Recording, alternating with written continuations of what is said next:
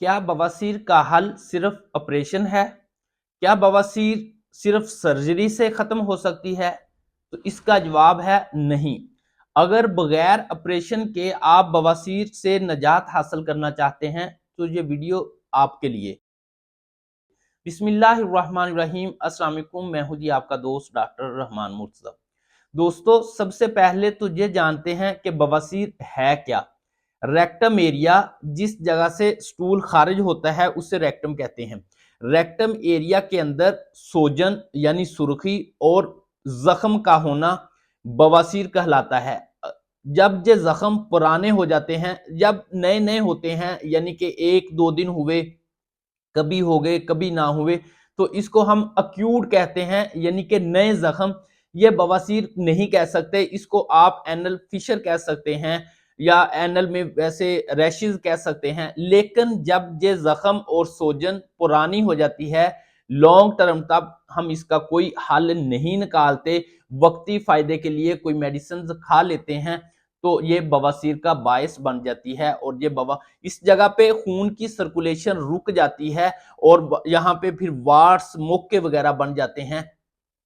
तो हम बात करते हैं इसकी वजह क्या है। भाई, वजह इसकी है ड्राइनेस, खुश्की, स्टूल का हार्ड होना यानी कि पखाने का सख्त होना, और रेक्टम की ड्राइनेस है, यानी कि उस जगह से स्टूल ने गुजरना है, उस मसल की भी खुश्की है। तो इसके पीछे क्या चीज है जो इसकी खुश्की की बायस बन रही है। बात सिर्फ आपको आज एक ये समझानी है। अगर आपने ये बात समझ ली तो इंशाल्लाह आपको कभी बवासीर नहीं हो सकती। इसके पीछे वजह क्या है? वजह यह है कि जब हम खाना खाते हैं, जिस बर्तन, एल्युमिनियम के बर्तन के अंदर खाने को पकाया जाता है, उसको उस चम्मच के साथ, चमचा जिसे बोलते हैं ना, समझते हो ना, चमचा, उसके साथ जब उसको बार बार रगड़ कर हिलाया जाता है कि ये नीचे ना लगे, उसके साथ उस बर्तन के पार्ट्स रगड़ कर उस सालन के अंदर आ जाते हैं, या जो चीज आप पकाकर खा रहे हैं उसके अंदर आ जाते हैं। वही उस बर्तन के पार्ट्स आपके आंतड़ियों के अंदर रुकना शुरू हो जाते हैं, अपनी एक लेयर बना लेते हैं जो आपकी म्यूकस को हार्ड कर देती है, आपकी खुराक को और आपके डाइजेस्टिव सिस्टम को कमजोर कर देती है। तो मैंने आपको बताया कि जो एल्युमिनियम का बर्तन है, अब उसी जो लेयर बनती गई लॉन्ग टर्म तक उसकी बात नहीं की हमने, बस धड़ाधड़ दवाइयां वैसे खाई, किसी ने नहीं पूछा। जब वो इतनी लेयर मजबूत होगी, बिल्कुल रेक्टम ड्राई होगी, बिल्कुल स्टूल हार्ड हो गया, तो फिर हमें पता लगा कि अब होगी है जी बवासीर। अब इसमें होम्योपैथिक इतना अहम रोल अदा करती है, यकीन जाने इतनी कमाल की मेडिसिन है ना, वल्ला मुझे कभी उसने मायूस नहीं किया।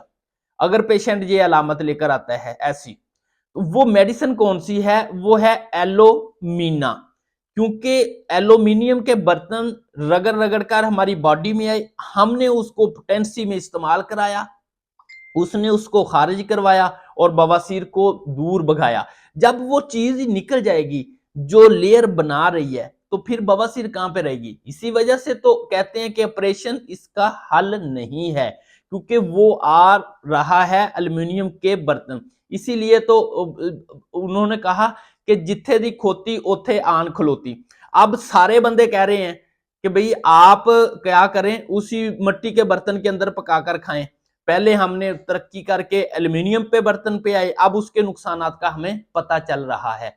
लिहाजा जब भी कोई बीमारी हो तो उसको डायग्नोज किया करें, इसके पीछे वजह क्या है, फिर उसका हल निकलता है। अदरवाइज वक्ती अद्वियात के इस्तेमाल का कोई फायदा नहीं होता। अस्सलाम वालेकुम।